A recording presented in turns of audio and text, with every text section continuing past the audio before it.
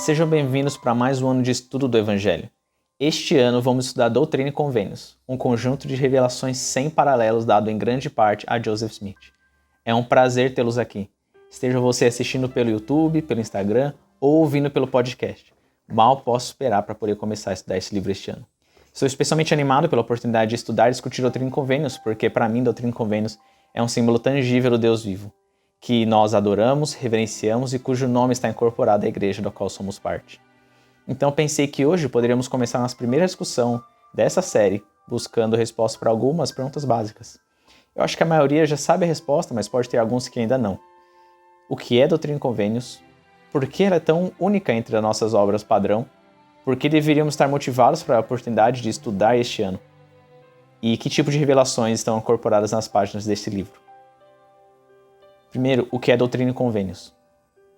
Na introdução de Doutrina e Convênios, que infelizmente a maioria menospreza quando a gente começa a estudar, simplesmente pula a introdução. Tem uma pequena frase aqui, na segunda página, que diz: essas revelações sagradas foram recebidas em resposta a orações, em momentos de necessidade e resultam de situações da vida de pessoas reais. O profeta e seus companheiros buscavam orientação divina e essas revelações atestam que eles a recebiam. Eu sempre gostei dessa frase. Quando olhamos para a Doutrina e Convênios, não é para um monte de instruções de como coligar Israel, como administrar a igreja, uma congregação doutrinária, coisas que precisamos decorar e reproduzir, mas são experiências revelatórias para circunstâncias reais de pessoas reais, que se estendem além do tempo em que elas aconteceram e viveram bem além do tempo em que as revelações foram dadas. Eu acho que isso é um aspecto importante. Que líderes da igreja tinham perguntas sobre a forma como a igreja do Salvador deveria ser organizada e como ela deveria funcionar. Eles precisavam de orientação divina, eles precisavam de inspiração e eles recebiam. Essas revelações, escritas e registradas, compiladas, formam o que nós chamamos de Doutrina e Convênios. E não somente líderes da igreja, mas também membros, pesquisadores da igreja, indivíduos que pegaram o espírito da coisa, do que estava acontecendo, e iam ao profeta Joseph Smith e perguntavam: o que eu posso fazer? O que eu deveria fazer para ajudar? O que o Senhor deseja de mim? E Joseph perguntava ao Senhor, e revelação viria abençoar a vida desses indivíduos. Então vemos que não é só organizacional, mas vida prática, que manda uma mensagem ao santo de hoje em dia, nesse mesmo tom, o que o Senhor gostaria que eu fizesse. Doutrina e Convênios é um dos meus livros favoritos, e vou pegar da própria introdução para dizer o que Doutrina e Convênios é. Doutrina e Convênios é uma coletânea de revelações divinas e declarações inspiradas, dadas para o estabelecimento e regulamentação do reino de Deus na Terra nos últimos dias. E eu seria eternamente grato a Joseph Smith por ter sido um vaso puro pelo qual o Senhor pôde falar. E como nós falamos sobre diferentes indivíduos, tem 136 indivíduos mencionados em Doutrina e Convênios, e podemos rastrear a vida deles. Eles foram reais, elas viveram na Terra. Nós podemos conhecer suas famílias, sua situação financeira, onde moravam, para onde estavam se mudando, podemos conhecer tudo isso sobre essas pessoas mencionadas. Coisas parecidas com as quais vivemos hoje, que nos faz perceber como Doutrina e Convênios é eficaz em nossos dias.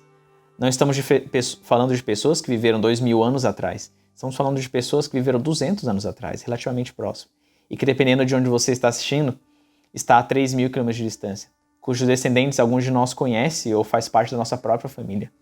Alguns leitores de Doutrina e Convênios moram nos lugares onde essas coisas aconteceram, onde as revelações foram recebidas, e você também poderá sentir que muitas dessas revelações serão dadas como se fosse para você, na sua casa, no seu quarto, para a sua família e nas suas circunstâncias ao estudar esse volume de escritura este ano.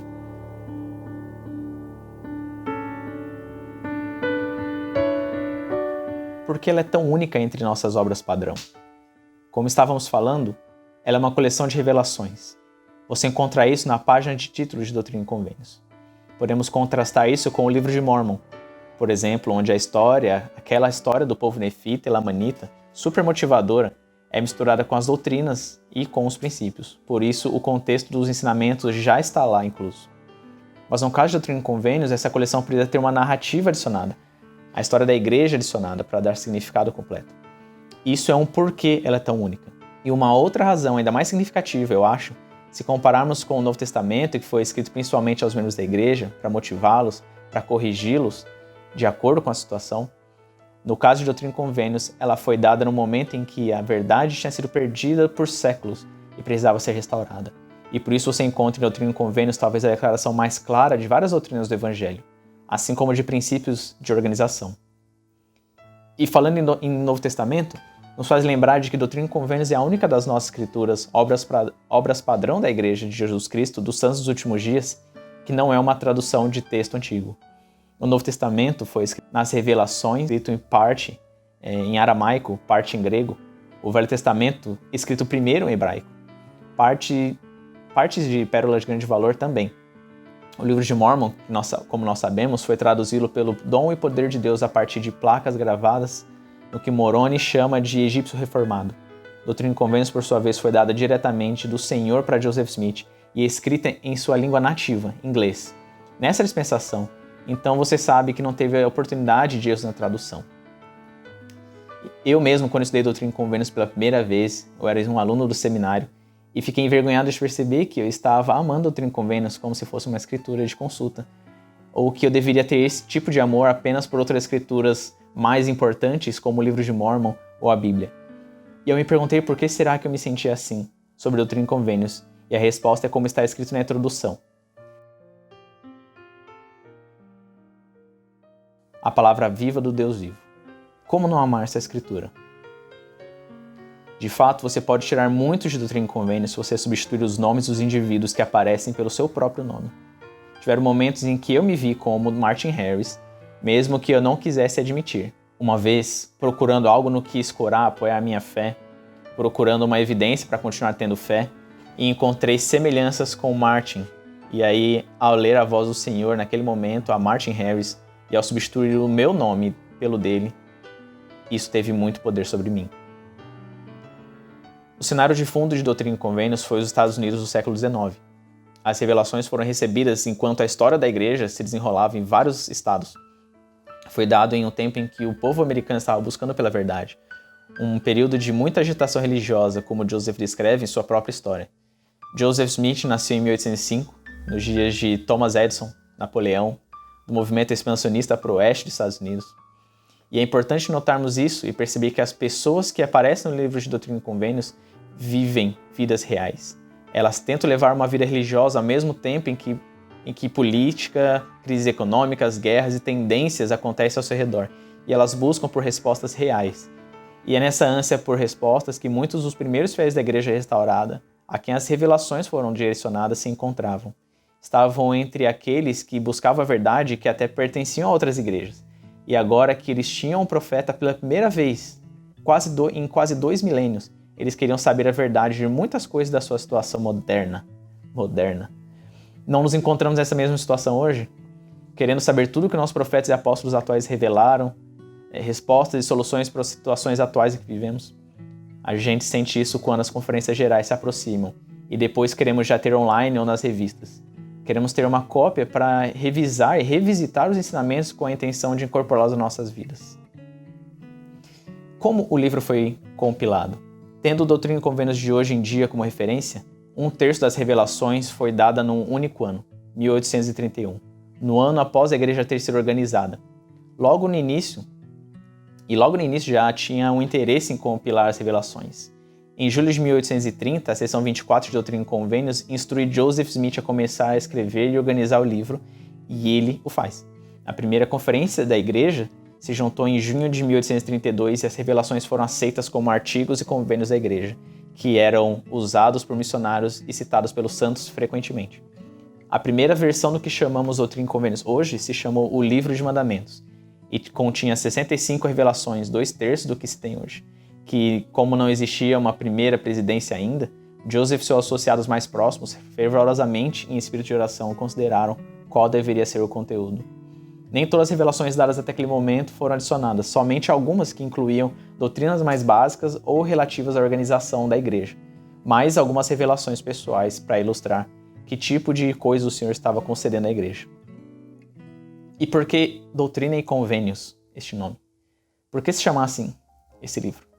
Em 1835, após a destruição da impressora da igreja, e como mais revelações tinham sido recebidas, decidiu-se não somente reimprimir novas edições do Livro de Mandamentos, mas refazer uma edição contendo as revelações mais novas e adicionando o que havia sido recebido em meses anteriores na Escola dos Profetas, as palestras sobre fé ou dissertações sobre a fé. E como muitas pessoas queriam conhecer o conteúdo dessas palestras, dessas dissertações, havia uma demanda por cópias impressas dessas palestras. A decisão, então, foi de, já que vamos compilar uma nova edição das revelações, vamos incluir as palestras, as dissertações de fé. Naquela época, eles não estavam pensando sobre obras padrão nem nada do tipo, somente pensaram em conveniência. Essa versão muito mais abrangente tinha a primeira parte chamada de doutrina da igreja, que eram as palestras sobre a fé. E umas 70 páginas na segunda parte, os convênios, significando as revelações da operação da igreja. Por isso, doutrina e convênios. As palestras sobre fé ficaram juntas em doutrina e convênios até 1921, quando uma mudança foi feita e elas foram removidas. Mas mesmo que historicamente a parte da doutrina tivesse sido removida, como as revelações com certeza possuíam doutrina também, por assim dizer, o título se manteve o mesmo e exato em seu significado. E que tipo de revelações estão incorporadas nas páginas do livro? Temos revelações para indivíduos, aos élderes da igreja. Temos visões, como a seção 76. Temos respostas às perguntas, como a seção 77. Temos cartas, como as seções 128 e 129, minutas de reuniões, profecias, registros históricos, etc. Várias coisas. Uma coisa a se levar em consideração ao estudar a doutrina e convênios é que o contexto não está nas páginas dela.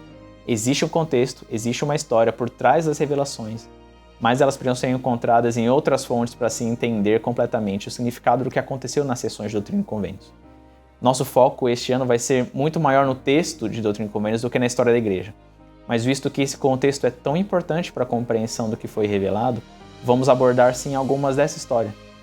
Eu não sou nenhum expert em história da igreja, mas os melhores recursos hoje em dia, na minha opinião, são um manual do Instituto chamado A História da Igreja na Plenitude dos Tempos, e eu fiquei chocado com a nova publicação da igreja, os volumes Santos 1 e 2. Eles são tão bons e tem tantas histórias e detalhes neles que eram completamente novos para mim. Tudo isso pode servir de pano de fundo. História não é doutrina, mas contexto dá significado para princípios e doutrinas. É como ossos e músculo. História são os nossos ossos nos quais os músculos, doutrina, se movem e dão vida. Às vezes precisamos entender história para entendermos doutrina. Vivemos numa época que muito se está sendo dito contra a igreja em relação à sua história e a dos líderes da igreja, inclusive de Joseph Smith. O Anjo Moroni já tinha dito que seria assim e só tende a piorar. Se você acha que a história da igreja vai te desafiar o que você acha ser verdade, tenha certeza disso. E deixe ela te desafiar. Isso é importante. Pense nisso como uma remodelagem, uma reforma do que você acha saber sobre a igreja.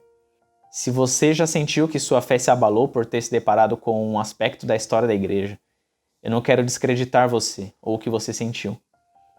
Esses são desafios reais, eu sei. Eu me deparei com elas também. Mas eu pediria, tenha paciência. Tenha paciência para compreender. Talvez o que nos faz desentender um princípio ou fato são as fontes ou opiniões de quem as escreveu, não o princípio em si.